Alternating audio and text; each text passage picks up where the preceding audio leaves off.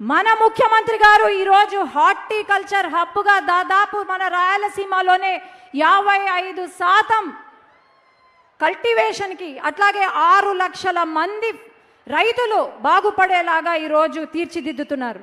అట్లాగే వైసీపీ పాలనలో కంపెనీలు పరిశ్రమలు వెళ్ళగొడుతూ ఉంటే పారిపోతుంటే ఈరోజు ఆ పరిశ్రమలు కంపెనీలు క్యూ కట్టి మన రాష్ట్రానికి వస్తున్నాయి.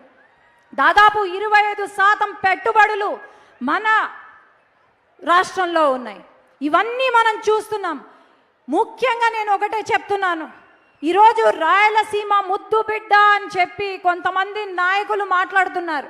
సొంత పులివెందల కడపలో కూడా ఏమి చెయ్యలేని ఆనాటి ముఖ్యమంత్రి జగన్మోహన్ రెడ్డి అనను జగన్మోహన్ గారు ఈరోజు నేను రాయలసీమ బుద్ధు బిడ్డ అంటుంటే రాయలసీమ వాళ్లకు తెలుసు ఎవరు రాయలసీమ కోసం మన జిల్లా అభివృద్ధి కోసం కృషి చేస్తున్నారు అని. ఈరోజు నంద్యాలలో ఒకప్పుడు బనగానపల్లె కరువు ప్రాంతమైన బనగానపల్లె ఈరోజు నీళ్లు పారుతున్నాయంటే అది కేవలం మన ముఖ్యమంత్రి గారి వల్లే.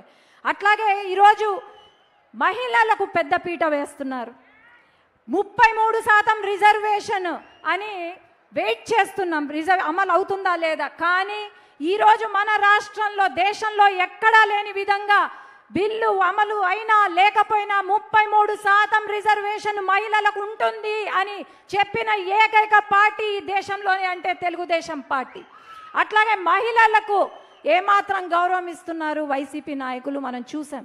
నిన్న వైసీపీ కార్యాలయంలో ఒక వైసీపీ మహిళను కొట్టారు, లేదంటే మన పైన కేసులు పెట్టారు. అట్లాగే ఒక చిన్న బాలికను రేప్ చేస్తే పాస్కో కేసు పెడితే వాళ్ళను పరామర్శిస్తారు. ఇది వైసీపీ నాయకులకున్న మరి ఏమనాలో అర్థం కావట్లేదు.